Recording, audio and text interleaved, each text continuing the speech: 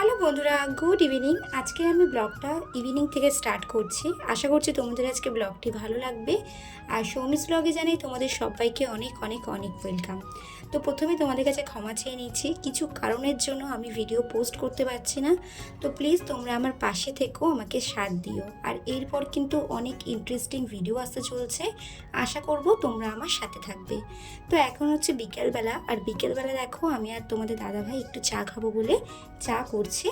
তারপরে যেহেতু আমাদের বাড়িতে কালকে পাড়াতে কালকে শীতলা পুজো, আমাদের এখানে বৈশাখ মাসে হয় শীতলা পুজো, তো ওর জন্য সব রান্নার প্রিপারেশান নেব। তো চলো, ওর জন্য ব্লগটা তোমাদের সাথে বিকেল থেকে স্টার্ট করেছি। তো এখন হচ্ছে রাত্রিবেলা, আর রাত্রিবেলায় আমরা রান্নাটা করে রাখবো কালকে সকালের জন্য। তো এদিকে দেখো আলু ভাজা বসিয়ে দিয়েছি, আর এদিকে মটর আর ছোলার ডালের হচ্ছে বড়া করব, আর ওইদিকে কিন্তু আগে ভাত করে নিয়েছি। আর এইবারে আমি আলু সিদ্ধও দিয়েছি, কোনোবারে দিই না, বাট এইবারে দিয়েছিলাম।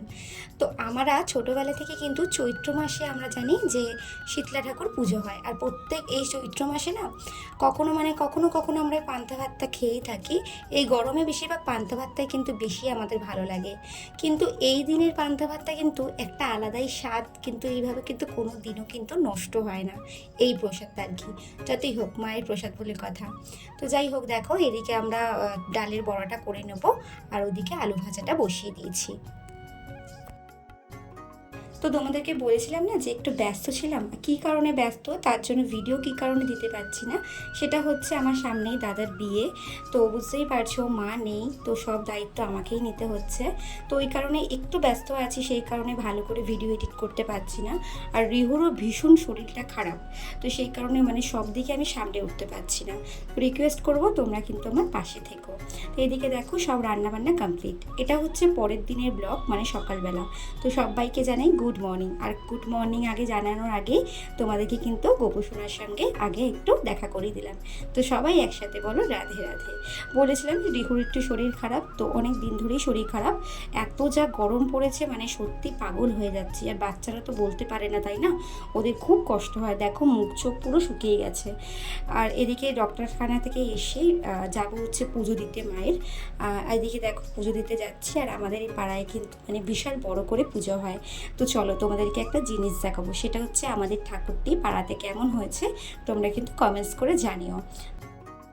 তো এদিকে পুজো দিয়ে নেব, যাবো একটু এবার বাড়িতে, রিহুকে খাওয়াবো কিছু। আর এই দেখো হচ্ছে আমাদের পাড়ার ঠাকুর কেমন হয়েছে বলো, মুখটা কি মিষ্টি না? যাই হোক চলো, এবার তোমাদেরকে ঠাকুরের দর্শন করিয়ে যাবো হচ্ছে বাড়িতে, গিয়ে হচ্ছে পান্তা ভাত খাবো, কারণ অনেকটা লেট হয়ে গেছে। আর এই পান্তা ভাতটা সত্যি এই গরমে জাস্ট অসাম থেকে অসাম লাগে, আমার তো খুবই ভালো লাগে পান্তা ভাত। আর তো বন্ধুরা, আজকের ভিডিও এখানে আমি শেষ করছি। আশা করছি তোমাদের আজকে ব্লগটা যদি ভালো লেগে থাকে তাহলে অবশ্যই একটা লাইক কমেন্ট শেয়ার করে দিও। আর হ্যাঁ, আমার চ্যানেলটি কিন্তু সাবস্ক্রাইব করতে কেউ ভুলো না।